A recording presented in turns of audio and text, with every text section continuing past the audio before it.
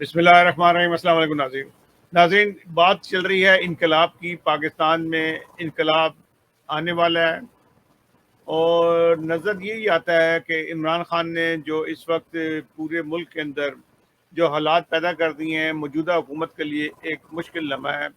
ان کو اپنی عزت بچانا، جان بچانا، جان تو پتہ نہیں بچ جائے شاید، لیکن عزت بچانا بہت مشکل ہو گیا ہے۔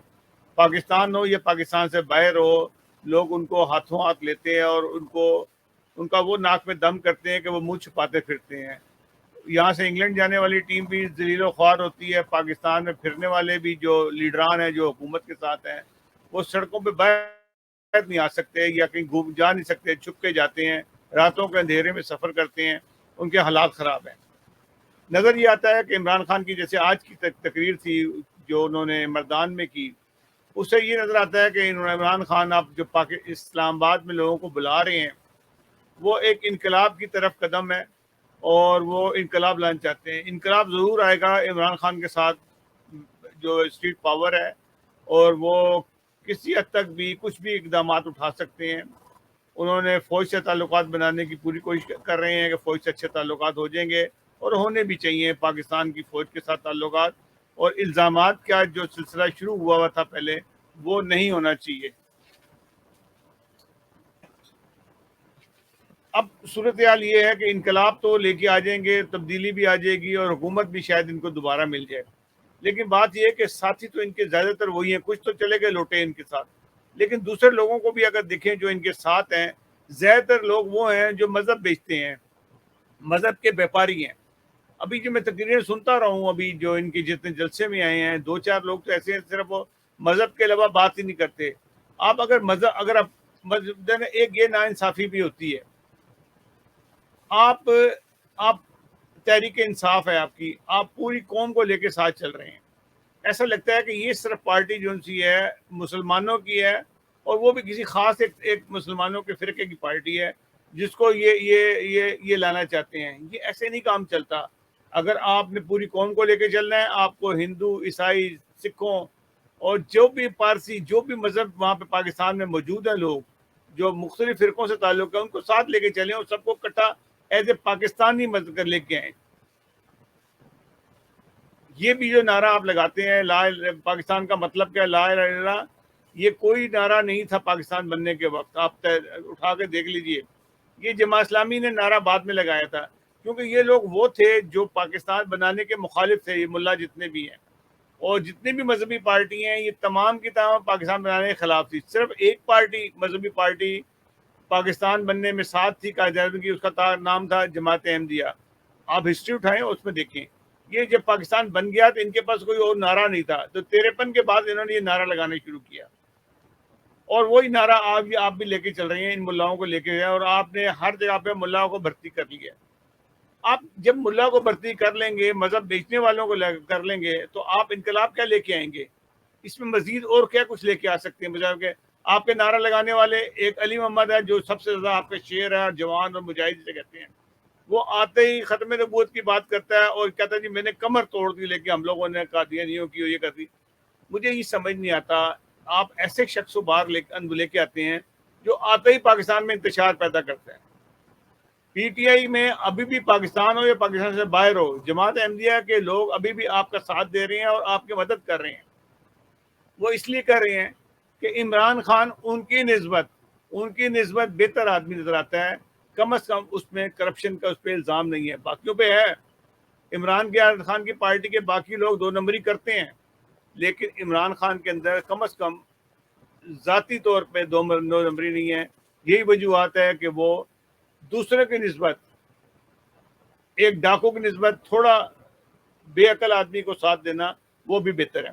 تو بہرحال یہ ہے، عمران خان کی ٹیم میں مجھے دو تین لوگ نظر آتے ہیں جو عمران خان کا آئندہ بھی ساتھ دیں گے، جیسے عماد اظہر ہے، بہتر پڑھا لکھا لڑکا ہے، میاں اظہر کا بیٹا، فواد چودھری ہے، پھر اسد عمر ہے، پھر وہ لوگ ہیں جو فرنٹیئر میں عمران خان کے وہ ساتھی ہیں جنہوں نے کوئی سیٹس نہیں لی اور وہ وزارتیں بھی نہیں لی اور وہ کام کرتے رہے۔ پھر جو عمران اسماعیل ہے، اچھا آدمی ہے، اور جو موجودہ جو ہمارے صدر صاحب ہیں وہ اچھے آدمی ہیں، وہ عمران خان کا ساتھ دیں گے، ہر طرح سے ساتھ دیں گے، اور وہ اچھا مشورہ بھی دیں گے. لیکن بہت سارے لوگ ایسے ہیں, میں بقیوں کا اچھے لوگوں کے نام نہیں لے سکتا, لیکن مجھے جو نظر آ رہے ہیں, جیسے آپ نے ملا اتنی بڑی داڑھی والا ایک مولوی رکھا ہوا ہے جو نور الحق قادری, اس کا کیا فائدہ ہے مجھے بتائیں؟ صرف اس لیے رکھا ہوا ہے نا کہ لوگوں کو مذہب کے بارے میں گائیڈ کرے. آپ کو کوئی یہ وزارت بنانے کی ضرورت نہیں ہے. لوگ اپنے مذہب کو خوب سمجھتے ہیں, اس وزارتوں کو فائدہ نہیں, اس طرف آپ پیسہ ضائع کر رہے ہیں لوگوں کے اوپر. اپنے یہاں سے بھی پیسہ بچائیں اور ان لوگوں کو لے کے چلیں جو انقلابی ہوتے ہیں ساتھ. انقلابی سے یہ ہے کہ اگر آپ نے کوئی نظریہ بنا لیا ہے کہ ہم نے اس طرف انقلاب کرنا ہے, تو وہ پہلے بتائیں. ابھی تک آپ کا نظریہ جو آپ نے پہلے لے کے آئے تھے وہ تو فیل ہو گیا, وہ تو گٹمٹ ہو گیا, اس کا پتہ بھی نہیں لگا کہ وہ نظریہ گیا تو گیا کدھر, کیونکہ آپ نے اتنے یو ٹرن لیے. اور یہ آپ کی قسمت اچھی تھی کہ یہ جو آپ کو حکومت سے نکال دیا گیا, یہ قسمت اچھی تھی. کہتے ہیں نا کبڑے کو لات لگی اس کا کب ٹھیک ہو گیا. آپ کو لات لگی اور آپ کا کب ٹھیک ہو گیا, لوگوں کی ہمدردی آپ کے ساتھ ہوگی. آپ کے انقلابی قدم جو آپ نے اٹھائے تھے 4 سال 3.5 سال, اس سے لوگ نہیں مطمئن تھے, اس سے تو آپ نے بیڑا غرق کیا ملک کا.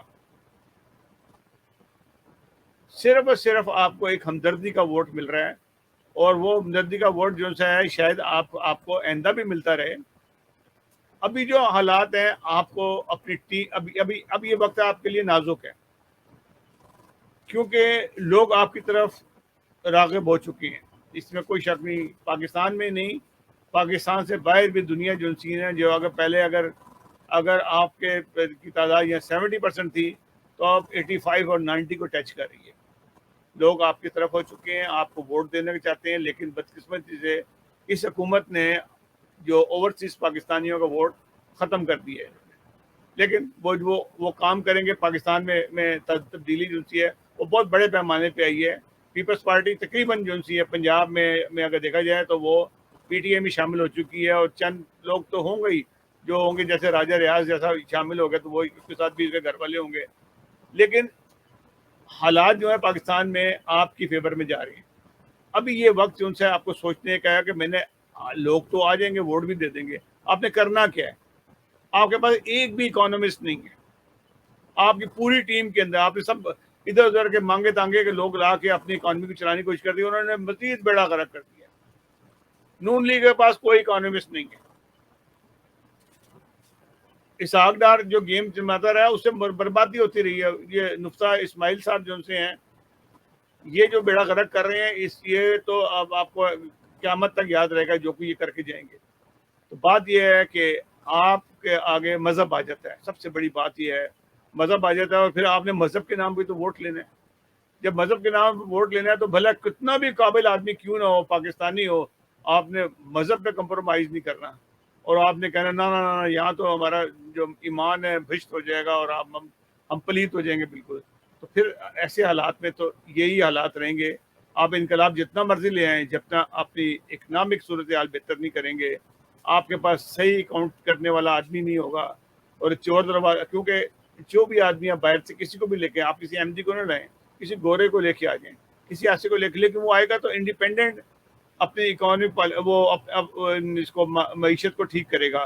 وہ یہ نہیں ہوگا کہ شاہ محمود قریشی کہے گا نہیں میری مرضی سے بات کرو, ارشد احمد کہے گا میری مرضی سے کرو, فواد چودھری کہے مجھ سے کرو گا, ادھر سے اٹھ کے بلزار کہے گا نہ جی نہ ہمارا بھی خیال کریں آپ.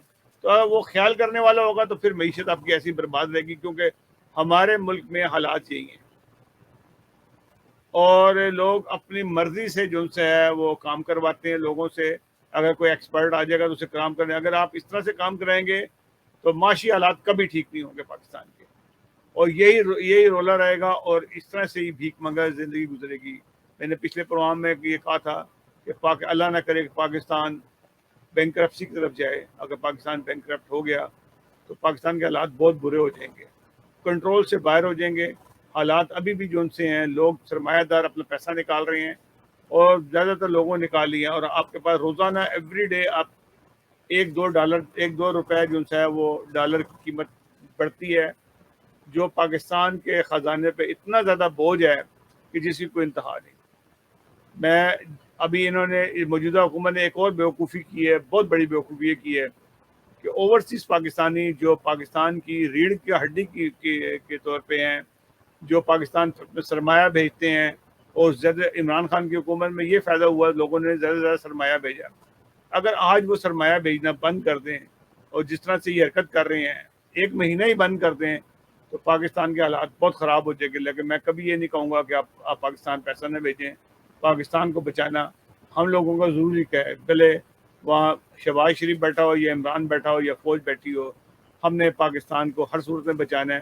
اور پاکستان کی معاشی حالات بھی ٹھیک ہوں، اللہ کرے، اور ہم نے زیادہ سے زیادہ پیسہ جو ہے پاکستان بھیجیں. بھلے آپ گورنمنٹ کو نہیں آپ دیتے، بیچتے تو اپنے ریلیٹیوس کو ہیں. آپ پراپرٹیز خریدیں، وہاں پہ چیزیں خریدیں، تاکہ پاکستان کے حالات ٹھیک ہو، پاکستان میں ڈالر جائے، جس سے پاکستان کے روپے کی قدر بڑھے. ناظرین، اگلے پروگرام تک کی اجازت دیجیے گا. اللہ حافظ. حاضر انشاءاللہ تعالی حالات اللہ نہ کرے خراب ہوں. ہم دعا یہ کرتے ہیں کہ اللہ تعالیٰ بہتری کی طرف پاکستان کو لے کے جائے. آمین ثم آمین. السلام علیکم ورحمۃ اللہ.